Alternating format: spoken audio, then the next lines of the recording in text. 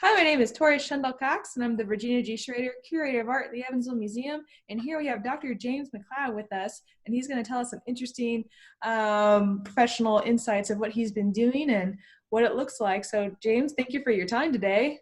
Hey, thanks for having me. I'm really glad to be here. So, yeah, I'm a professor of history at the University of Evansville, and I also serve on the board of trustees at the Evansville Museum and chair the history committee there. So, I have that connection to the museum.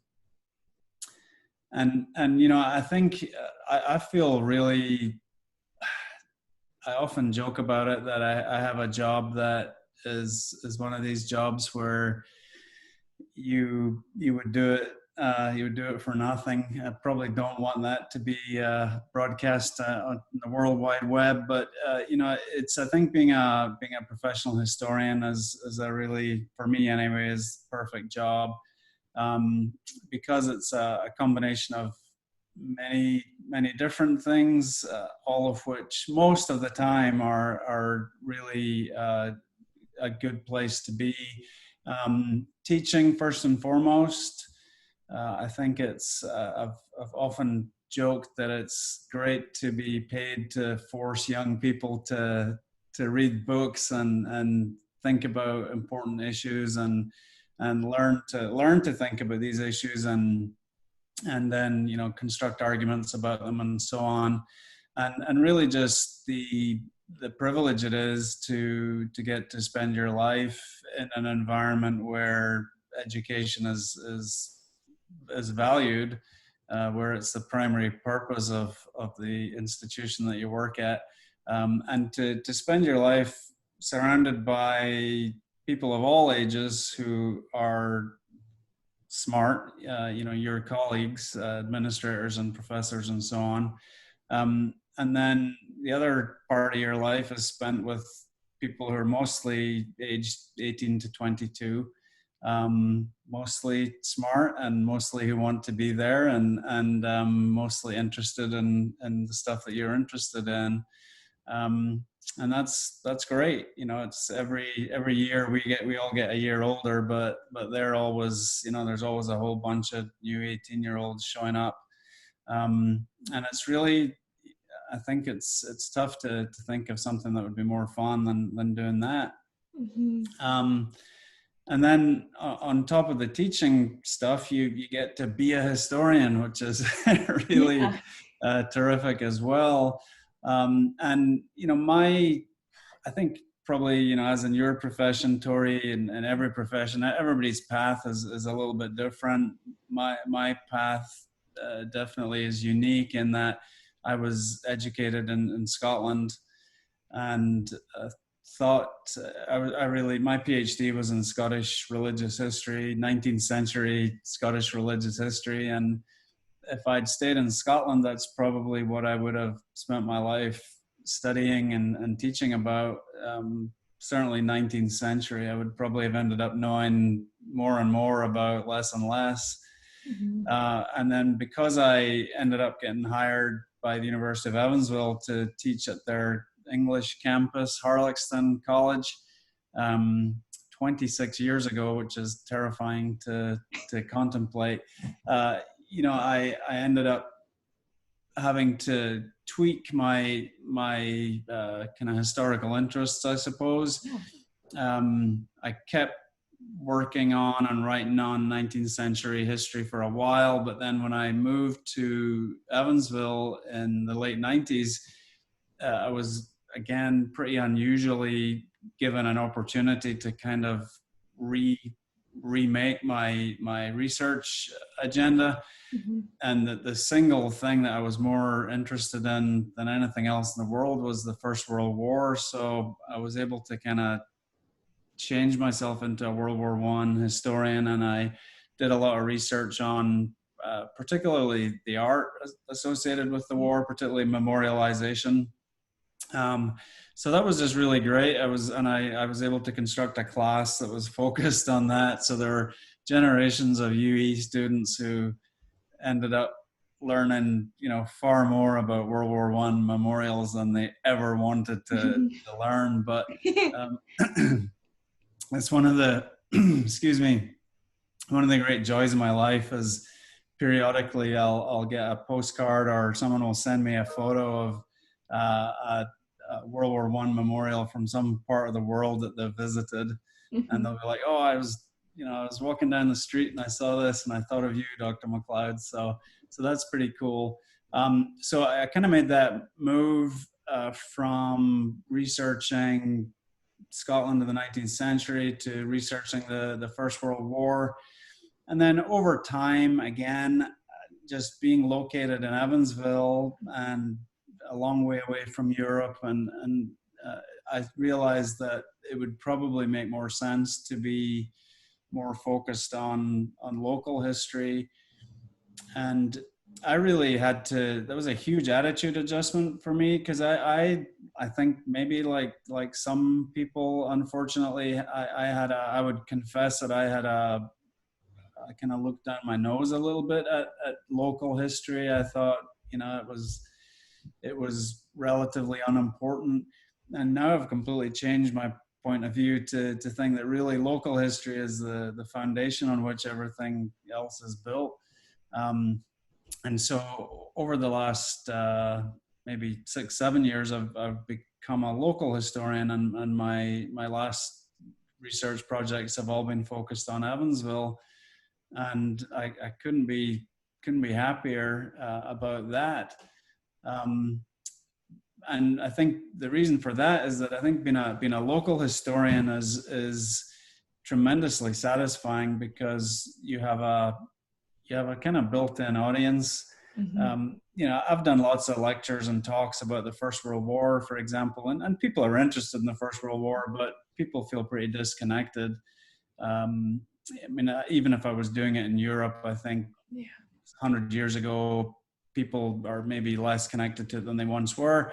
But local history, everybody's got some sort of connection, right? So when I was talking about World War II in Evansville, almost every single public appearance I did, there was somebody in that audience who had some connection to it, and sometimes lots of people in the audience. So I got to meet, Rosie the Riveters, and I got to meet people who'd worked at the shipyard, and I got to meet people whose, grandparents met when they were working in a factory during the war, and all that kind of thing. A little old lady that is a patient of my wife gave my wife a little tub of actual rivets from the P-47 factory. So all that kind of thing where you're doing your research and talking about it. But, a little bit, I suppose, like being in a museum, you have that immediate sense of how people are reacting to it. And you have that sense of people's personal connection to what you're doing. So I've found local history to be a really, really rewarding part of this whole experience. And then maybe another aspect of local history is, kind of how we met, I suppose, is just working through the museum. The museum is such a really vital part of the community, and being part of that has been a very rewarding experience as well. Seeing how different professionals share their knowledge and their expertise and their passion, whether it be art or science or history. A place like the Evansville Museum is an amazing place to see that. And I was already friends with Tom Lonberg, the curator of history at the museum, but getting to work closely with him professionally through the history committee has been a real privilege as well, to kind of be part of that process where we're talking about exhibits that are going to happen 1 year or 2 years down the line, and be part of the process as we kind of figure out how that's going to get done and what might be in it. And then finally getting to walk into the museum and see the exhibit in place. It's tremendously satisfying. And it must be like that for you too, with art exhibits. Absolutely. Yeah. Absolutely. And at the Evansville Museum, we're so lucky that the different parts of the museum, people get along well, and there's lots of collaborative experiences, and where you can look at the art, the art related to women that's in the museum at the moment, albeit closed, but for the time being. But the historical significance of that, and understanding the historical stories behind these things. So I think for all of these reasons, I feel very, very privileged and grateful that this is the job that I kind of stumbled into. And having said all of that, it would be remiss of me not to say also, though, that the downside of being a historian, I think it's always been the case, is that the more you know about the past, the more you kind of scratch your head at watching people making the same mistakes. And my parents were both born. My dad was born in 1918, actually, and my mom was born in the 1920s. But I grew up with, my parents were older than most of my peers, so I kind of grew up with that older generation. And for them, the influenza epidemic of 1918 was a really significant part of what formed their consciousness. Not just the First World War and its impact on their families, but the flu, the Spanish flu. So I was always aware of the Spanish flu. I knew names of people in our family and a social circle who'd died from flu. Yeah. And then with moving to the United States and learning a little bit about it here, just that the line between the communities that did the social distancing and that shut down big public events and all that, and those that didn't, is just such a clear lesson to us, I think, in these times, that microbes, they could care less who you are. They don't care what your politics are. They don't care who you voted for, or whether you're rich or poor or black or white or whatever. They don't care. They're gonna do what they're gonna do. And the only way that the influenza was stopped was by people making it hard for the virus to spread.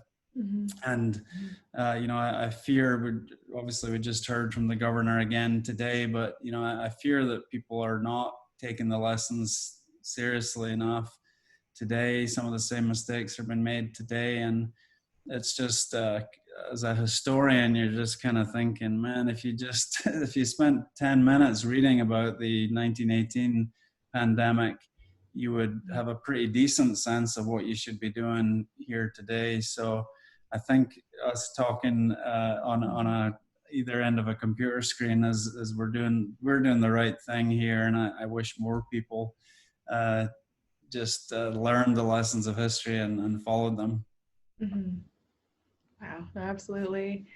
And that vicious phrase of history repeats itself is happening yet again. Oh yeah, I know. It's hard to. My kids have been joking about, wondering to what extent they'll remember this as they get older, and I fear this is something they'll remember for their whole lives, because I think the world is going to be different when this is all done. But it's certainly something to be right in the middle of, maybe not even in the middle yet of something that's going to be talked about probably for forever.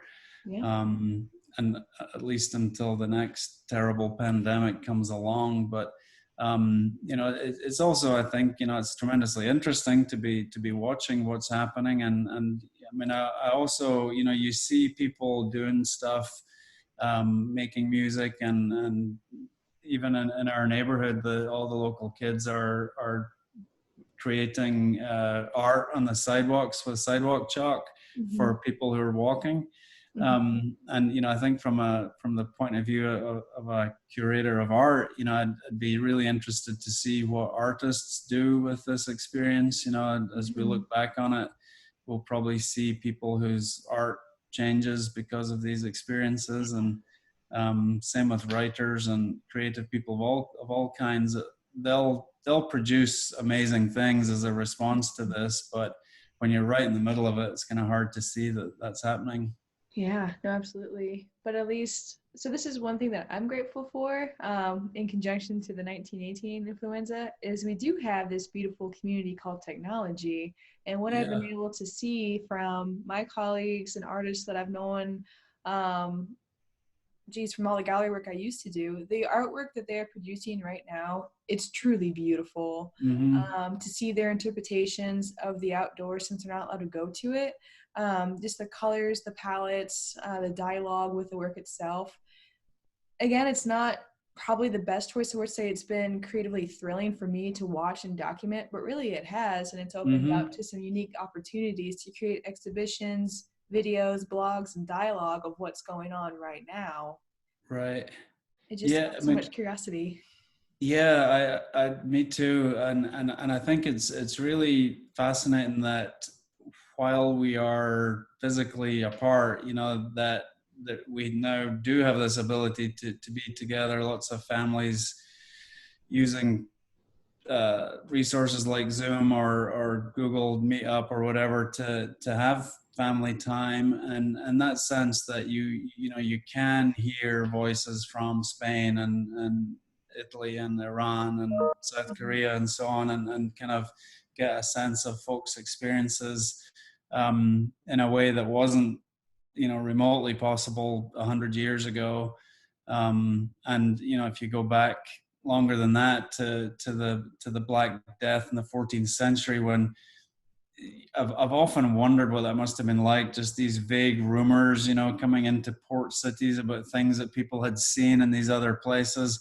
And then, you realize that people around you are coughing and then they're dying. And, but with us, it was all, you could sort of watch it almost in real time. Mm-hmm. So it's a very much a 21st century experience in that way. Yeah. And yet, how are people responding? They're responding by singing and dancing and producing art. It's what people have done since the beginning of time. Mm-hmm. So we lots of things change, but I think fundamentally we stay the same. Yep. I mean, for better and worse, I guess. Yes. Mm-hmm. Absolutely. And if anything, we can sit around a corner and get our copies of Boccaccio's Decameron out, and we can make our modern interpretations. Yeah, no, absolutely. No, I mean, I think there's lots of, people have talked about making, Spotify playlists, but I think the idea of looking in literature at what people have written about plagues and how we respond to plagues and all of that, I think is, there's a lot of interesting reading to be done. Mm-hmm. And again, the idea that you can borrow these books from your library without having to go to a library, you can just pull these things up on your phone is pretty amazing. Mm-hmm. And stuff that just, again, technology has made available to us. And we probably should all be reading, super serious books like that, when instead of which you're making TikToks with your children. But, it's I think you probably need a little bit of both to get through these times. And I think the other thing that struck me just thinking about your situation too, Tori, that with a newborn child, it's just you're looking at the world, all of these terrible things happening, and sickness and death, and at the same time you're looking at the amazing, these early moments of life. That must be a really I mean, that must occupy your thoughts, I would imagine. Oh, absolutely. Because when you see those big, beautiful blue eyes, nothing else matters. And you just live Yeah. in the moment. And I'm Uh-huh. sure you've had children too. So when you understand, you just look at that precious baby who has no idea what's going on. It just Right. resets the entire world for me. And it's Yeah. wonderful. Oh, I Man, so know. I blessed. know. And that's always been, I think that's always been part of it too. You think during all of these events in history, people were still having children and people were falling in love, and Mhm. older old people were dying and being buried, and young people were getting married and having children, and Yeah. that's just the way it's always been and always will be. And obviously it's super challenging at the moment because we the thing that we've always done is come together and do things together and figure things out together, and that's harder. We can't do it physically Yeah. in this situation, but I think just reminding ourselves that these kind of essential aspects of humanity are still there and still will be there Yeah. when this is all done, and hopefully we can learn some lessons. I think we will indeed.